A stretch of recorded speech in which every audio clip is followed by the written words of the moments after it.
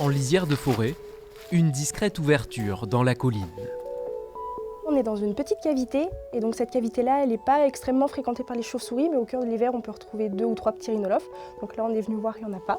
Les sorties d'hibernation commencent, et là, peut-être la température a changé, l'hygrométrie aussi, donc c'est des facteurs qui font qu'ils puissent aller ailleurs. Manon Béréouk est une passionnée des chauves-souris. Photographe et vidéaste animalière, elle en fait même des stars des réseaux sociaux.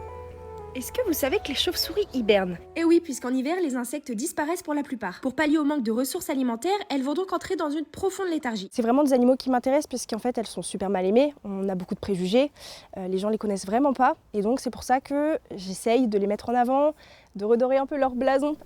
Cela fait désormais 6 ans que Manon Béréouk s'intéresse à ces mammifères méconnus, un maillon essentiel de la biodiversité. Elles ont plein de particularités, les gens ne les connaissent pas forcément et elles sont hyper utiles aussi.